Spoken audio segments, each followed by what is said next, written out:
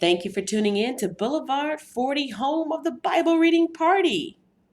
Today's scheduled reading is the book of Job, chapters 9, 10, 11, and 12, and I will be reading from the New Believer's Bible Compact Version, New Living Translation.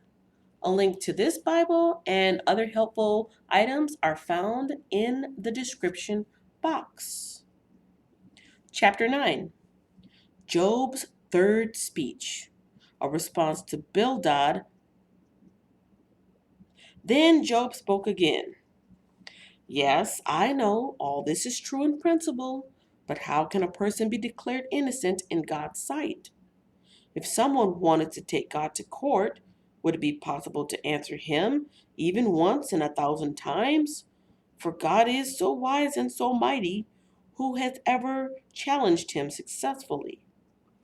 Without warning, he moves the mountains, overturning them in his anger.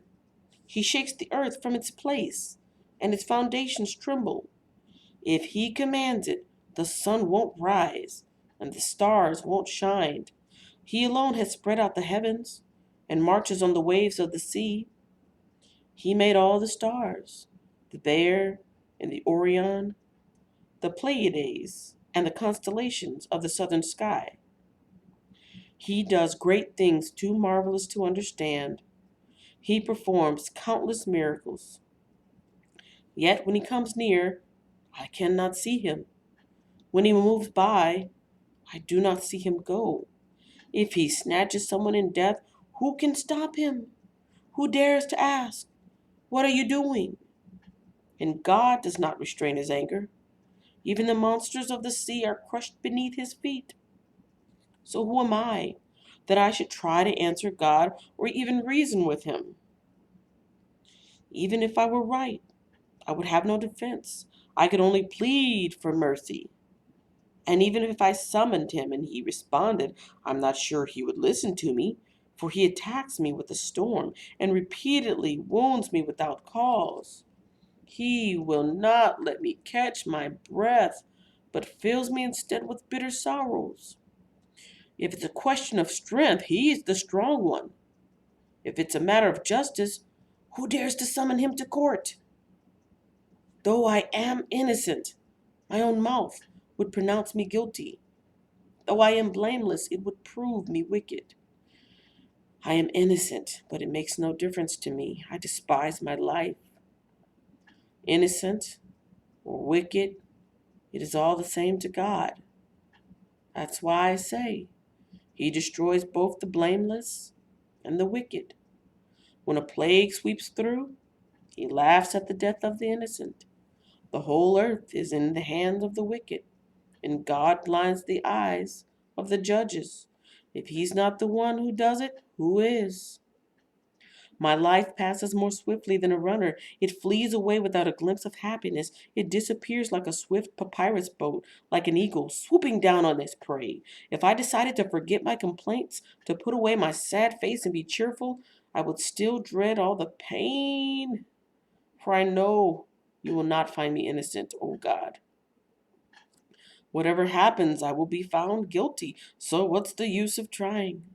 Even if I were to wash myself with soap and clean my hands with lye, you would plunge me into a muddy ditch, and my own filthy clothing would hate me. God is not immortal like me, so I cannot argue with him or take him to trial. If only there were a mediator between us, someone who could bring us together. The mediator could make God stop beating me, and I would no longer live in terror of his punishment. Then I could speak to him without fear. But I cannot do that in my own strength. Chapter 10, Job frames his plea to God. I am disgusted with my life. Let me complain freely. My bitter soul must complain. I will say to God, don't simply condemn me. Tell me the charges you are bringing against me. What do you gain by oppressing me? Why do you reject me, the work of your own hands, while smiling on the schemes of the wicked? Are your eyes like those of a human? Do you see things only as people see them? Is your lifetime only as long as ours? Is your life so short that you must quickly probe for my guilt and search for my sin, although you know I am not guilty? No one can rescue me from your hands. You formed me with your hands. You made me, yet now you completely destroy me. Remember that you made me from dust. Will you turn me back to dust so soon? You guided my conception and formed me in the womb. You clothed me with skin and flesh, and you knit my bones and sinews together. You gave me life and showed me your unfailing love. My life was preserved by your care. Yet your real motive, your true intent, was to watch me, and if I sinned, you would not forgive my guilt. If I am guilty, too bad for me.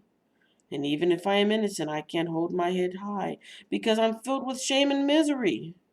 And if I hold my head high, you hunt me like a lion and display your awesome power against me. Again and again you witness against me. You pour out your growing anger on me and bring fresh armies against me. Why then did you deliver me from my mother's womb? Why didn't you let me die at birth? It would be as though I had never existed, going directly from the womb to the grave. I have only a few days left, so leave me alone, that I may have a moment of comfort before I leave, never to return for the land of darkness and utter gloom. It is a land as dark as midnight, a land of gloom and confusion, where even the light is dark as midnight. Chapter 11. Zophar's first response to Job. Then Zophar the Naamathite replied to Job, shouldn't someone answer this torrent of words? Is a person proved innocent just by a lot of talking? Should I remain silent while you babble on? When you mock God, shouldn't someone make you ashamed? You claim my beliefs are pure and I am clean in the sight of God. If only God would speak. If only he would tell you what he thinks. If only he would tell you the secrets of wisdom. For true wisdom is not a simple matter. Listen, God is doubtless punishing you far less than you deserve. Can you solve the mysteries of God? Can you discover everything about the Almighty? Such knowledge is higher than the heavens, and who are you? It is deeper than the underworld. What do you know? It is broader than the earth and wider than the sea. If God comes and puts a person in prison or calls the court to order, who can stop him? For he knows those who are false, and he takes note of all their sins. An empty-headed person won't become wise, any more than a wild donkey can bear a human child. If only you would prepare your heart and lift up your hands to him in prayer. Get rid of your sins and leave all iniquity behind you. Then your face will brighten with innocence. You will be strong and free of fear. You will forget your misery. It will be like water flowing away. Your life will be brighter than the noonday. Even darkness will be as bright as morning. Having hope will give you courage. You will be protected and will rest in safety. You will lie down unafraid, and many will look to you for help. But the wicked will be blinded. They will have no escape. Their only hope is death. Chapter 12. Job's fourth speech, a response to Zophar. Then Job spoke again. You people really know everything, don't you? And when you die, wisdom will die with you. Well, I know a few things myself, and you are no better than I am. Who doesn't know these things you've been saying?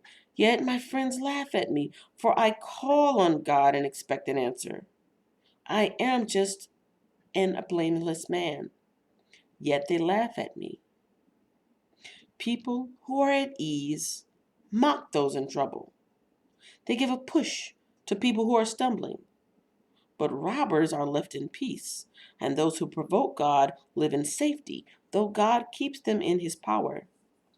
Just ask the animals and they will teach you. Ask the birds of the sky and they will tell you. Speak to the earth and it will instruct you. Let the fish in the sea speak to you, for they all know that my disaster has come from the hand of the Lord. For the life of every living thing is in his hand, and the breath of every human being.